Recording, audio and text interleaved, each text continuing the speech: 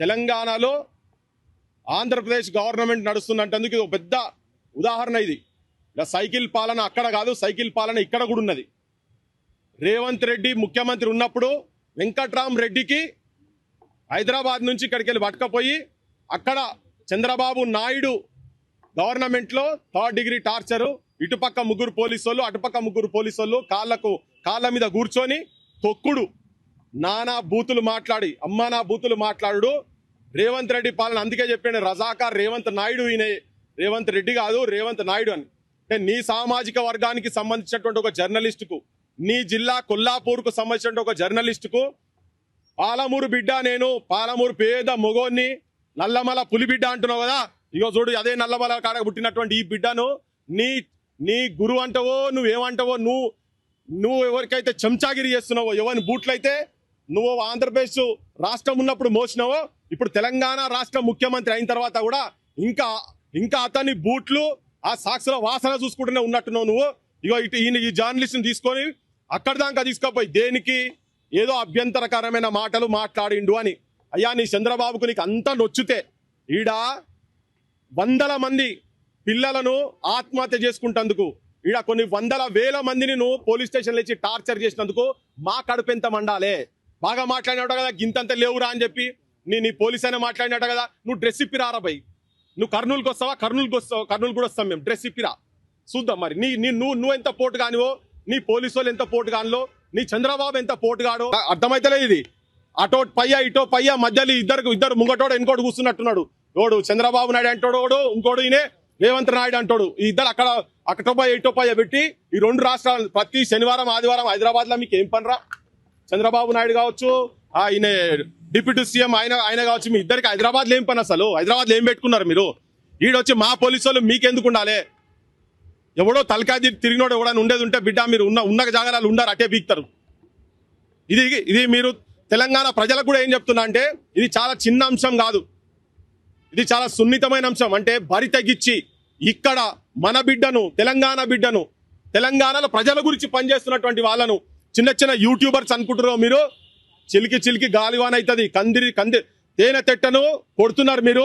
లేస్తే బిడ్డ భస్మం అయిపోతారు. ఇక్కడ ఉన్నటువంటి ప్రభుత్వం రేవంత్ రెడ్డి పాలన గురించి చెప్తున్నా, రేవంత్ రెడ్డి వాళ్ళ గురించి కూడా చెప్తున్నా. హోమ్ మినిస్టర్ గా ఉండి, నువ్వు ముఖ్యమంత్రిగా ఉండి ఇక్కడ జర్నలిస్టుల హక్కులనే కాపాడలేని దుస్థితిలో ఈ తెలంగాణ ప్రభుత్వాన్ని ప్రజలు కూడా నిర్వీర్యమైపోయి, ఇటువంటి మాట్లాడేటోళ్లను కాపాడుకోలేకపోతే, వీళ్ళ తరఫున మనము వాయిస్లెస్ గా ఉండలేకపోతే చాలా ఇబ్బందుల పాలైతే తెలంగాణ. నా పేరు శంకరు.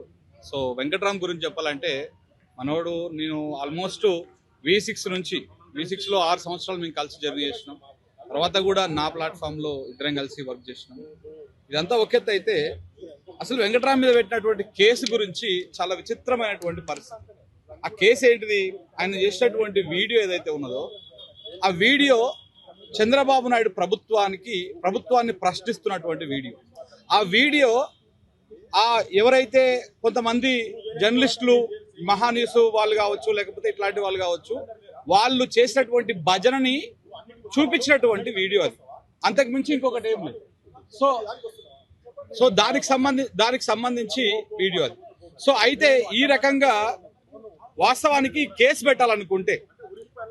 పెట్టాలనుకుంటే అయితే చంద్రబాబు నాయుడు పెట్టాలా, లేకపోతే మహానీస్ వంశీ పెట్టాలా?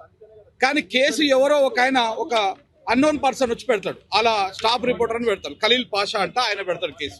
అసలు ఈ కేసే నిలబడే కేసు కాదు. ఫస్ట్ ఆఫ్ ఆల్ ఈ కేసును ఎగ్జాంపుల్ గా చెప్పాలంటే నల్లబాలు కేసు ఒకటి ఉంది. సో ఆ తెలంగాణ రాష్ట్రంలో పోలీసులు అత్యుత్సాహంతో ఒక రీట్వీట్ చేసేందుకు కేసు పెడితే, ఆ కేసులో ఆ రీట్వీట్ చేసేందుకు 20-25 రోజుల పాటు నల్లబాలు అలియాస్ శశిధర్ గౌడ్ అనేటువంటి వ్యక్తి జైల్లో ఉండాల్సి వచ్చింది. దాని మీద బీఆర్ఎస్ పార్టీ వాళ్ళు కొంచెం సీరియస్ గా తీసుకొని లీగల్ గా పోతే, రాష్ట్ర హైకోర్టు ఒక మంచి గైడ్ లైన్స్ ఇచ్చింది, రాష్ట్ర పోలీసులకు ఆదేశాలు ఇచ్చింది. ఎవరి మీద అయితే పోస్ట్ వచ్చిందో, ఎవరి మనోభావాలు దెబ్బతిన్నాయో వాళ్ళు మాత్రమే కేసు పెట్టాలా. ఎక్స్ పర్సన్ మనోభావాలు తిన్నాయని చెప్పేసి వై పర్సన్ కేసు పెట్టడానికి లేదు. మహానీస్ వంశీ మనోభావాలు దెబ్బతింటే మహానీస్ వంశే కేసు పెట్టాలి. అంతేగాని మహానీస్ వంశీ ఒకళ్ళతో పుచ్చుకొని ఎవరో ఒకరు పోయి కేసు పెడితే ఆ కేసు నిలబడదు. పెట్టిన కేసే తప్పు. చంద్రబాబు నాయుడు మనోభావాలు దెబ్బతిన్నాయని చెప్పేసి ఒక news channel staff reporter, journalist Maha News journalist ఆయన పోయి కర్నూలులో కేసు పెడతాడు. చంద్రబాబు నాయుడుకి మహాన్యూస్కి ఏం సంబంధం అండి? మీ పెంపుడు కుక్కనా మహాన్యూస్ అన్నటువంటి ఛానల్? ఏంటి, దేనికోసం పెట్టారు, ఎందుకు పెట్టారు కేసు? చంద్రబాబు నాయుడు కించపరిచే విధంగా ఆయన మాట్లాడాడు అని చెప్పేసి ఈయన కేసు పెట్టారు. ఇంకొకటి, అసలు ఇన్సిడెంట్ జరిగింది గుంటూరులో, ఏది ఆయన చేసినటువంటి వీడియో రిలేటెడ్ ఇష్యూ జరిగింది గుంటూరులో, కేసు అయ్యింది కర్నూలు 4th టౌన్లో. అసలు కర్నూలు 4th టౌన్కి గుంటూరుకి ఏం సంబంధం? ఎందుకు కర్నూలు 4th టౌన్లోనే కేసులు అవుతా ఉన్నాయి? అసలు ఇదంతా అవుతా ఉంటే ఆ కర్నూలు పోలీసులు వచ్చి తెలంగాణకు వచ్చి హైదరాబాద్ నడిబొడ్డున ఎల్బీ నగర్ పక్కనటువంటి బైరమాల్గూడకు వచ్చి కేవీఆర్ని అరెస్ట్ చేసి తీసుకుపోవడమో నోటీసులు ఇవ్వడం చేస్తా ఉంటే మరి తెలంగాణ పోలీసులు ఏం చేస్తా ఉన్నారు? చంద్రబాబు నాయుడుకి కాపలు కాస్తా ఉన్నారా?